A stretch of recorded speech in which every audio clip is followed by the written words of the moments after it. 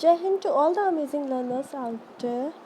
I would like to wish you all a very happening and pleasant morning. I hope that all of you are quite well.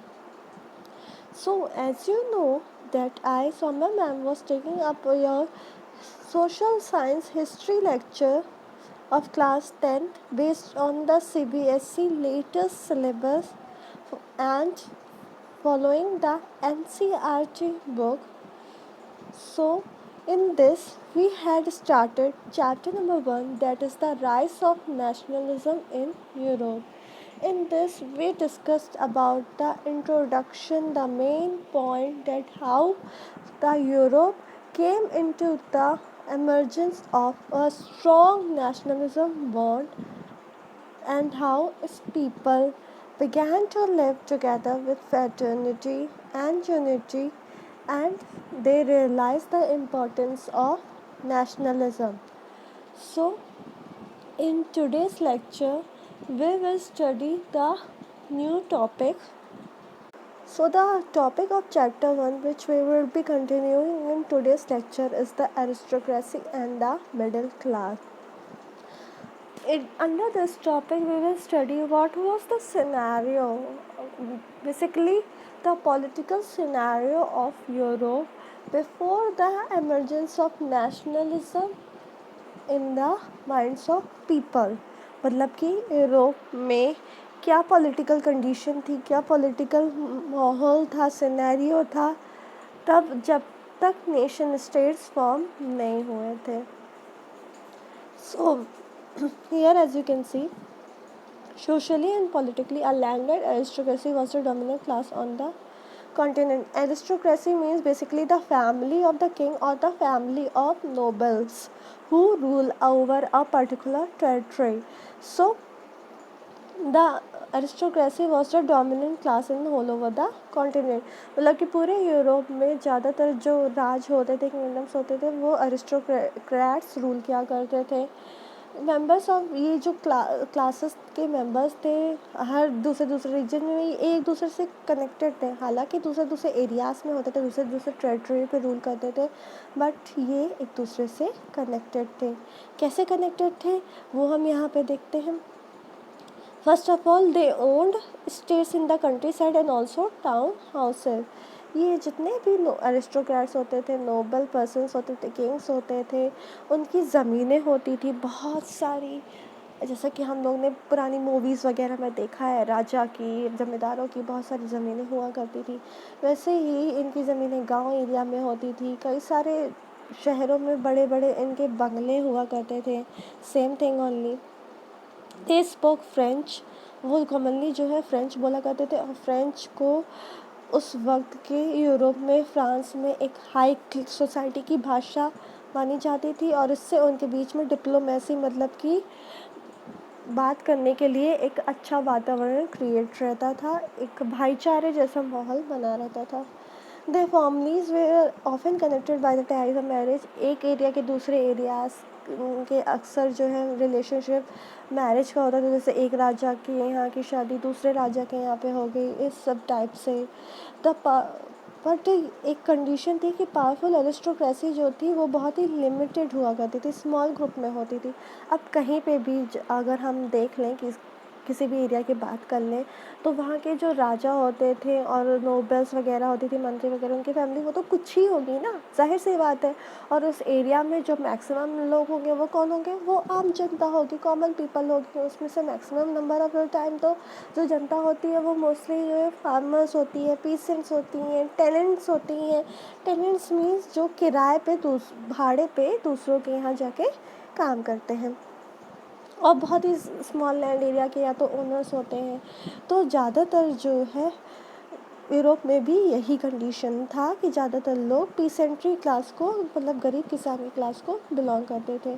Western Europe में जो Europe का, for example this is a Europe in this area, in the western Europe most probably जो ज़्यादातर area था, जो ज़्यादातर land area था, वो कौन कल्टिवेट करता था, वो टेनेंट्स कल्टिवेट किया करते थे. मतलब कि अभी हमने डिस्कस किया जो किसान थोड़े रेंट पे थोड़े पैसे पे दूसरों के खेतों में जाके काम करते हैं, या फिर ज़्यादातर बहुत ही स्मॉल लैंड होल्डिंग के ओनर्स होते थे।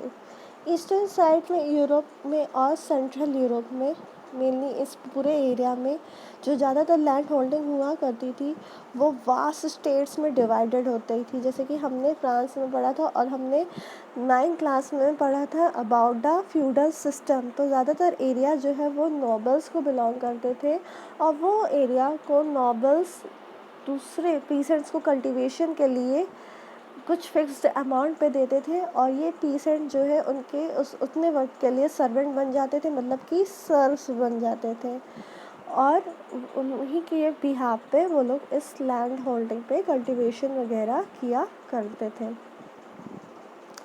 फिर जो वेस्टर्न पार्ट और सेंट्रल यूरोप में जो अभी हमने डिस्कस किया about the agricultural pattern of the Europe, about इस वेस्टर्न यूरोप, अबाउट इस central Europe and about the eastern Europe. Now only we discuss the pattern. Okay, now what we will see the industrial revolution. मतलब कि ये तो agriculture की बात हो गई, पर एग्रीकल्चर के बाद इंडस्ट्रीज़ भी डेवलप हुई, और धीरे धीरे इंडस्ट्रीज़ जो होती थी मतलब कि कारखाने वगैरह जहाँ पे सामान मशीनों के द्वारा बनते हैं, प्रोड्यूस होते हैं, ये इन सारे इंडस्ट्रियल ग्रोथ का रेट जो है यूरोप में बहुत ही ज़्यादा स्लो था 18th सेंचुरी में।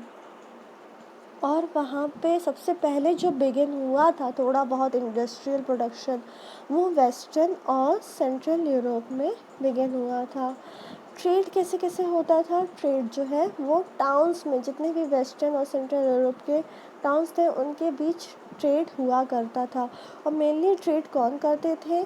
ट्रेड जो है पर्टिकुलर कम्युनिटीज़ किया करती थी, जैसे कि बिजनेस मैन बोला जाता था, और साथ ही साथ इन्हें कमर्शियल क्लास भी बोला जाता था। कमर्शियल मीन्स जो सामान के लेन देन से संबंधित होता है, तो कमर्शियल क्लास मतलब कि बिजनेस मैन जो है वो इन ट्रेड को क्या करते थे, और ट्रेड करने के वजह से ही वेस्टर्न और सेंट्रल यूरोप में एक न्यू बिजनेस क्लास का एमरजेंस हुआ, मतलब ज़्यादा से ज़्यादा लोग इस वर्क में एंगेज होने लगे, और उनका पूरा जो जीवन था वो इन्हीं पे डिपेंडेंट था कि कैसे इंडस्ट्रीज़ में गुड्स प्रोड्यूस हो रहा है, कैसे वो उसको एक सामान से दूसरे एरिया में बेचने के लिए ले जा रहे हैं। तो ये हमने डिस्कस किया वेस्टर्न और सेंट्रल यूरोप में कमर्शियल क्लासेस के बारे में। So industrialisation began in England. Industrialisation began in the England, like this is the whole Europe, and इसकी एक कंट्री है that is England. So industrialisation यहाँ पे इंग्लैंड में कब बिगिन हुआ? In the half of the 18th century, means 1750 के बाद से ही इंडस्ट्रियलाइजेशन बिगिन हुआ। कहाँ पे? इंग्लैंड में और फ्रांस में, and the parts of German state, means this is the France and somewhat here is the part of the German state. यहाँ पे इंडस्ट्रियलाइजेशन पहुँचने में ज़्यादा टाइम लगा। यहाँ पे इंडस्ट्रियलाइजेशन बिगिन हुआ 19th सेंचुरी में, means after the years of 1800. और इसी बीच जो है एक न्यू क्लास का इमरजेंस हुआ, जैसे कि हमने पढ़ा ट्रेडिंग करने के लिए न्यू क्लास का इमरजेंस हुआ जिसका नाम था कमर्शियल क्लास। वैसे ही इंडस्ट्रीज़ के डेवलपमेंट के साथ जो इंडस्ट्रियल क्लास इमरजेंस हुआ उसका नाम था वर्किंग पॉपुलेशन. अब जाहिर सी बात है कि फैक्ट्रीज़ खुलेंगी तो वहाँ पे काम करने के लिए जनता भी तो चाहिए, वहाँ पे काम करने के लिए आदमी भी तो चाहिए. तो इंडस्ट्रियलाइजेशन के साथ ही जो है एक न्यू क्लास निकल के, एक न्यू कम्युनिटी निकल के, एक न्यू ग्रुप निकल के आया लोगों का, जिसका नाम था वर्किंग क्लास.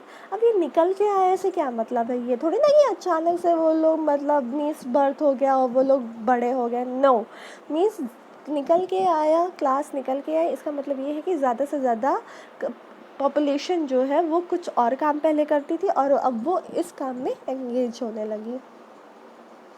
और इन इंडस्ट्रीज़ को चलाने वाले कौन होते थे? या तो बड़े बड़े बिजनेसमैन होते थे जो इन इंडस्ट्रीज़ को इस्टेब्लिश करते थे. फिर इस इंडस्ट्रीज़ में जो हायर लेवल पे जो काम देखा करते थे वो प्रोफेशनल्स हुआ करते थे और इंडस्ट्रियलिस्ट हुआ करते थे. इंडस्ट्रियलिस्ट हुआ करते थे, मतलब कि जो इंडस्ट्रीज़ में काम करते हैं या इंडस्ट्रीज़ को इस्टेब्लिश करते हैं उन्हें इंडस्ट्रियलिस्ट बोला जाता है। और मेनली ये लोग जो है या तो बहुत ही रिचर सेक्शन के होते थे या फिर मिडिल क्लास को भी बिलोंग किया करते। So the idea of national unity or the nationalism came into the mind of the educated and as well as liberal middle class only। मतलब कि जो लोग एजुकेटेड हुआ करते थे, जो लोग लिबरल होते थे, मिडिल क्लास के होते थे, लिबरल मीन्स जिनका एटीट्यूड होता था कि वो एक फ्रीडम के साथ अपनी लिविंग को जिए, तो उनके अंदर ही ये आइडिया आया था सबसे पहले नेशनलिज़म का। और वो चाहते थे कि सारी जो एरिस्टोक्रेसी प्रिविलेजेस होती हैं वो सारी ख़त्म हो जाए, जितना भी क्लासेस के साथ जो बर्थ के साथ प्रिविलेजेस जुड़ा होता था, क्लर्की और नोबिलिटी के, वो सारा ख़त्म हो जाए। Now our next topic is what did liberal nationalism stand for. मतलब कि जैसा कि अभी हमने लिबरल का वर्ड को देखा, वैसे ही ये लिबरल नेशनलिज्म का मीन्स क्या होता है, that we will study further. Dear learners, just now we saw the word liberal and we also discussed the meaning of liberal is being free, means किसी भी चीज़ को फ्रीडम के साथ enjoy करना is only the liberal। So liberal nationalism का मतलब क्या होता है, जितने भी अर्ली 19th सेंचुरी में यूरोप में लोग रहा करते थे वो अपने नेशनलिज्म के कॉन्सेप्ट को डायरेक्टली इंटरलिंक करते थे, जोड़ते थे लिबरल के साथ। वो मानते थे कि अगर हम लिबरल हैं, हम फ्री हैं, हमारे ऊपर हमारा किंग कोई फाउंडेशन नहीं लगा रहा है कि इतने अमाउंट पे, हाई अमाउंट पे टैक्स जो है आप भरो, या फिर आप इधर से उधर ट्रेड करने के लिए मत जाओ, आपको फ्रीडम नहीं दे रहा है चर्चेस में एंटर करने का या प्रॉपर्टी रखने का, तो इसको मानते थे वो लोग एक तरीके का फाउंडेशन है और वो लोग फ्री नहीं है। 19th सेंचुरी के लोग डायरेक्टली रिलेट करते थे कि हमें नेशनलिज्म तभी मिलेगा जब हम फ्री हो जाएंगे, जब हम लिबरल होंगे, तभी हम नेशनलिज्म को एंजॉय कर सकते हैं।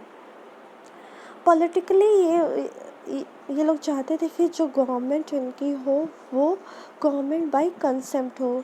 जो 19th सेंचुरी यूरोप के लोग थे वो चाहते थे कि जो गवर्नमेंट उनकी बने वो उनकी कॉन्सेंट हो, उनकी लिबर्टी को बढ़ावा देने वाली, उनके फ्रीडम को बढ़ावा देने वाली हो, और अपनी मर्जी से जिसको मन कर सके वो लोग गवर्नमेंट, ना कि कोई फैमिली बरसों से एक पर्टिकुलर टेरिटरी पे रूल कर रही है और उसका हर न्यू जनरेशन राजा बनता जा रहा है। तो ये पॉलिटिकली कॉन्सेप्ट था नेशनलिज्म का। वो लोग मानते थे कि हमें नेशनलिज्म तभी मिलेगा जब हम फ्री होंगे, खुद से अपनी गवर्नमेंट बना सकेंगे। और हमें पता ही है कि जब से फ्रेंच रेवोल्यूशन स्टार्ट हुआ था तो लिबरलिज्म बहुत सारे जगहों पे खड़ा हुआ हमें मिला, जैसे कि एंड ऑफ ऑटोक्रेसी, मतलब कि राजा का जो डिस्पोटिक पावर है, जो क्रूअल पावर है, उसे ख़त्म कर दिया जाए। क्लरिकल प्रिविलेजेस को ख़त्म कर दिया जाए, मतलब कि पर्टिकुलरली जो क्लर्गी वाले लोग कुछ स्पेशल प्रिविलेज एंजॉय करते थे, नोबेलिटी वाले लोग, उसको ख़त्म कर दिया जाए। एक कॉन्स्टिट्यूशन खुद का बने लोगों का, और जहाँ पे वो लोग बनाने वाले कौन हो, रिप्रेजेंटेटिव गवर्नमेंट हो, मतलब कि जनता रिप्रेजेंटेटिव अपने लीडर्स को चुन के लाए और वही लोग कॉन्स्टिट्यूशन बनाए, वही लोग गवर्नमेंट बनाए, पार्लियामेंट पे रूल करें। और साथ ही साथ जो है प्राइवेट प्रॉपर्टी को भी अछूता नहीं छोड़ा गया। जो प्राइवेट प्रॉपर्टी जो क्लर्की और नोबिलिटी के लोग रखते थे सिर्फ अपने पास, वो मानना था 19th सेंचुरी यूरोप के लोगों का कि वो सभी लोगों में बट जाए। So with this, dear learners, I would like to end today's lecture, and the upcoming part we will discuss it in our next lecture. Till then, dear learners, stay at home and stay safe. Do sanitize your hand with alcohol-based sanitizer. Wash your hand at frequent intervals. Maintain the social distance and follow all the lockdown rules, because at this time, by saving our lives, we are saving lives of others. So stay blessed. Have a good day. Thank you.